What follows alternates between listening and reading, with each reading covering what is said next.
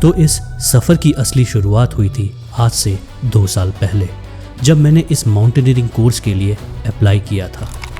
Mountaineering course करने का सपना तो मेरा खैर 7-8 सालों से था, लेकिन ये मौका जाकर मुझे मिल पाया था अब।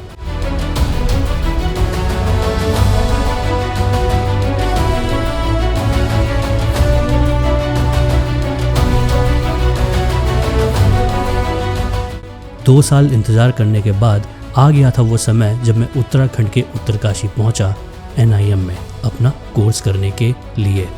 NIM यानी कि नेहरू इंस्टीट्यूट ऑफ माउंटेनियरिंग एक काफ़ी पुराना माउंटेनियरिंग इंस्टीट्यूट है जो कि एस्टेब्लिश हुआ था 1965 में, और ये वर्ल्ड के प्रोमिनेंट इंस्टीट्यूट्स में से एक है। इंडिया में बेस्ट माउंटेनियरिंग इंस्टीट्यूट होने के कारण इसमें माउंटेनियरिंग कोर्सेज़ की सीट मिलने का वेटिंग पीरियड 2 साल तक रहता है। खैर, NIM के कैंपस में पहुंचने के बाद हमें हॉस्टल्स के रूम अलॉट किए गए। तो हम लोग को रूम कुछ ऐसा मिला हुआ है, बंक बेड्स है 6 है, 1 2 3 4 5 6, और यहाँ पे कबोर्ड्स भी दिए हुए हैं, बस लॉक नहीं है, मे बी हम शायद अपना लगा सकते हैं। और ये बाथरूम,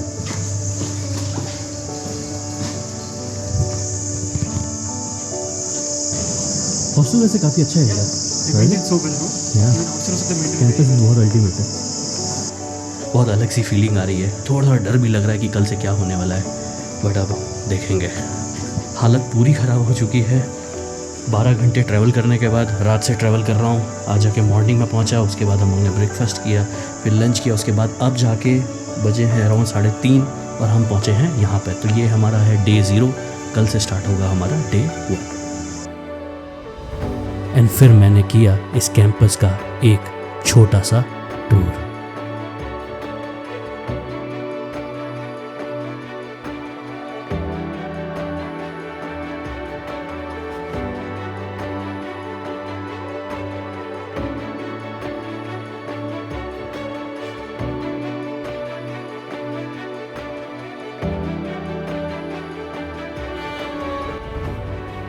और अब हुई हमारे पहले दिन की ऑफिशियल शुरुआत।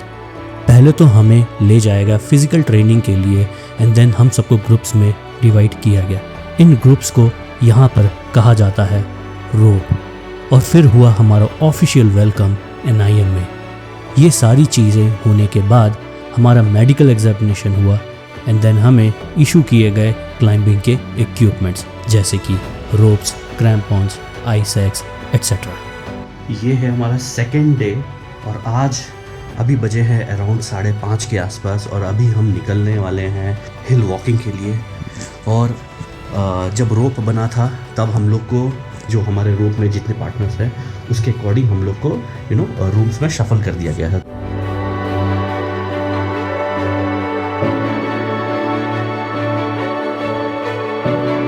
हिल वॉक से लौटने के बाद हुई हमारी क्लासेस, जहां पर हमें रोपिंग अप और रोप नॉट्स के टेक्निक्स सिखाए गए।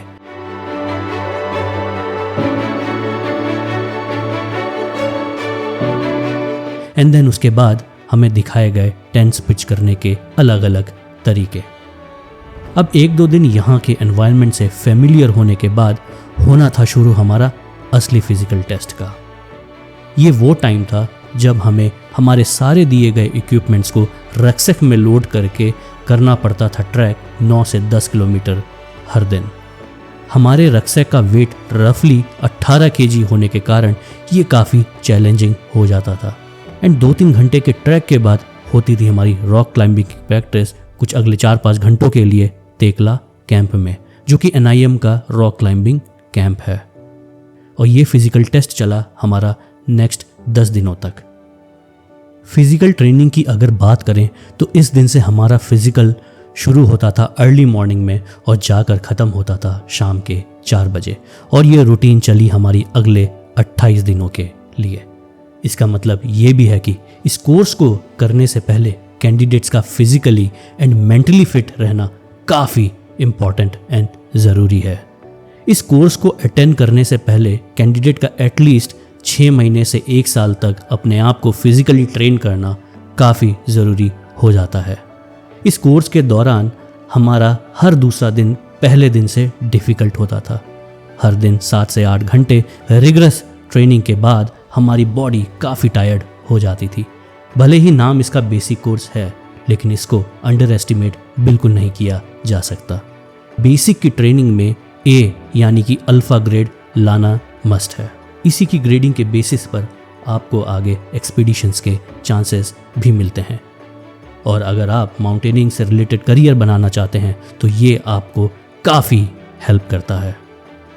हर दिन फिजिकल ट्रेनिंग के बाद होती थी हमारी थ्योरी क्लासेस, जैसे कि rock climbing techniques, weather, anchoring, rappelling वगैरह।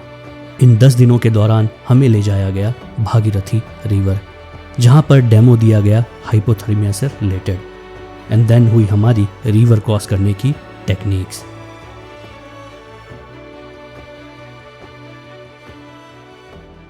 ये रूट है हमारा। ये रूट है ना? वाह। पहले रिवर क्रॉस करेंगे, फिर हवा में क्रॉस करेंगे। हवा में कैसे क्रॉस करोगे? लटक लगे ना? देख लो, ये रोप जा रही है वहाँ से वहाँ तक। एक बारी क्रॉल करके जाना है, जिप करके। हाँ, जिप कह लो।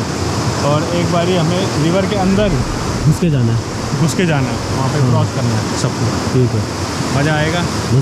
ठंड भी लगेगी। ठंड तो लगेगी, ठंडी लगेगी। चाय भी मिलेगी पीने को, ठंड भगाने फटेगी।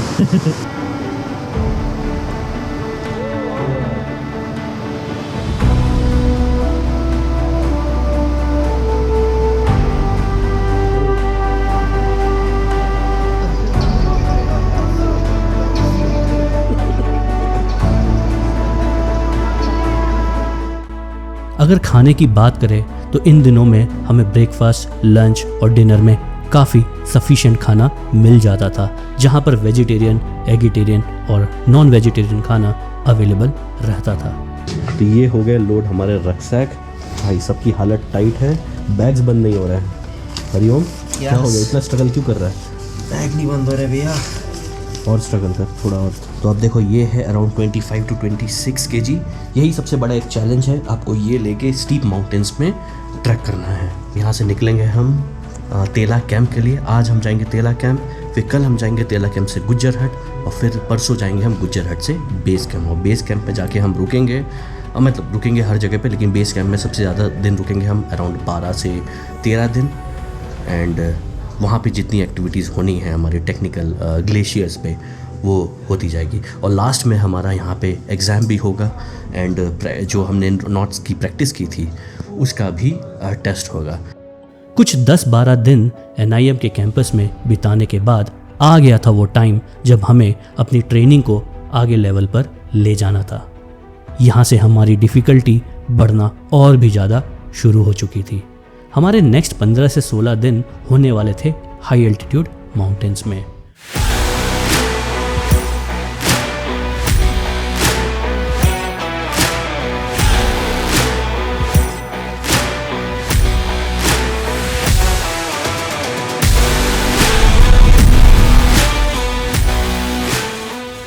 सब सो गए।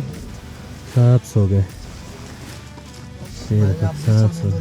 कितने सारे लोग हैं एक टेंट में? हम कितने लोग हैं? 8 लोग हैं। ये देखो, ये हंस के सो रहा है। जिंदगी में चिल रहने का। हाँ? सुप्रभात। सुप्रभात। सुप्रभात। How are you, man? I'm good. How are you? I'm good. Scarlo, are you enjoying this? It's very nice waking up here. Now let's go. Let's go. 14 hours of walk, Huh? 14 kilometers. Yeah, man. 14 kilometers. How many uphills? What is this? I don't know, it was on the floor. I think it's yours. No, not mine. Okay, gift. Gift. Thank you. See you, man.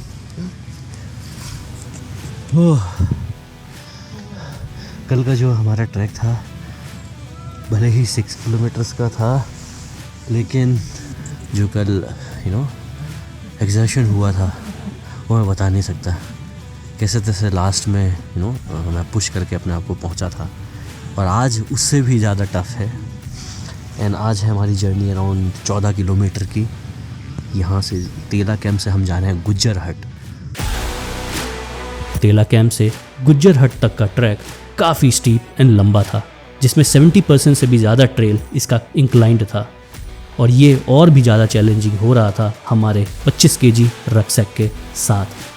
ये एक ऐसा दिन था जो हम सब के लिए चैलेंजिंग रहा।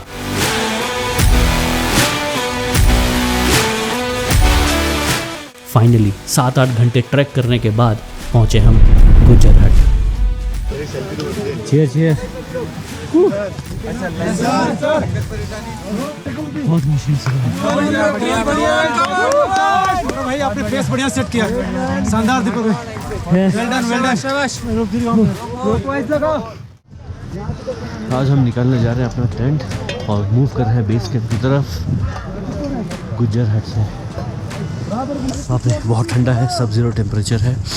हमको बेस कैंप तक जाने में लग जाएगा अराउंड 2.5 से 3 घंटा।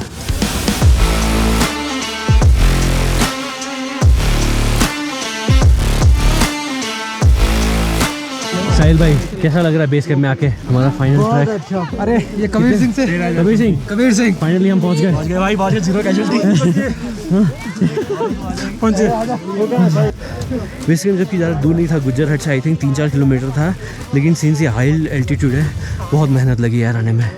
हर 3-4 कदम पे हमारी सांस फूल जा रही थी। बेस कैंप पहुंचने पर हमारा स्वागत हुआ इस गर्मा गर्म हलवे और चाय के साथ, और हमारा नज़ारा कुछ ऐसा रहा।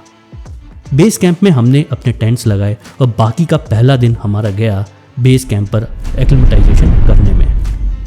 इसके बाद हमारे अगले 7 से 8 दिन गए आइस और स्नो क्राफ्ट की ट्रेनिंग में, जिसमें हम रोज़ ग्लेशियर तक 2 से 2.5 घंटे ट्रैक करते, फिर गियर अप होते एंड देन अपने ग्लेशियर की आइस क्लाइंबिंग की प्रैक्टिस शुरू कर देते। ग्लेशियर पर प्रैक्टिस करना काफ़ी फन था, लेकिन सबसे चैलेंजिंग भी यही था।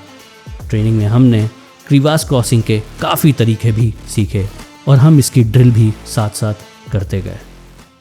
फिर आया एक ऐसा दिन जो मैंने इससे पहले एक्सपीरियंस नहीं किया था, वो थी दिवाली। ये मेरी लाइफ में एक ऐसा मोमेंट था जब मैंने अपनी दिवाली हाई एल्टीट्यूड पर सेलिब्रेट करी थी। बेस कैंप के इस सन्नाटे को हमने दिवाली के पटाखों की गूंज में बदल दिया।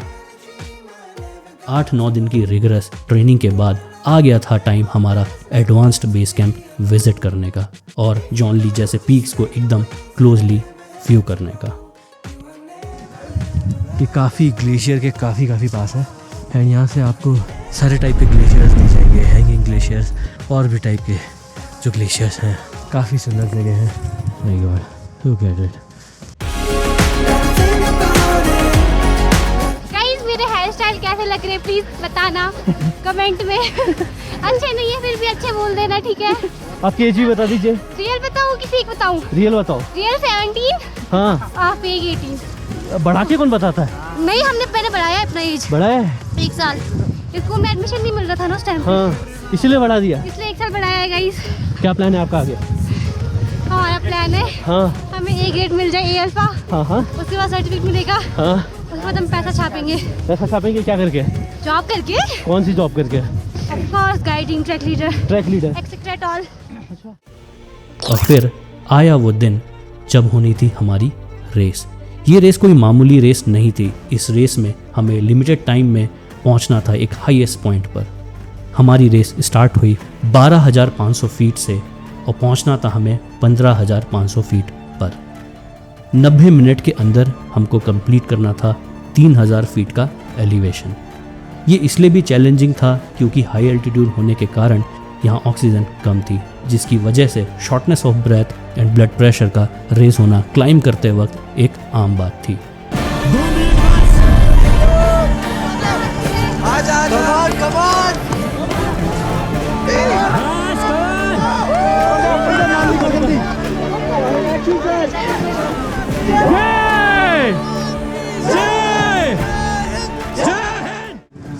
Very well done. Very good.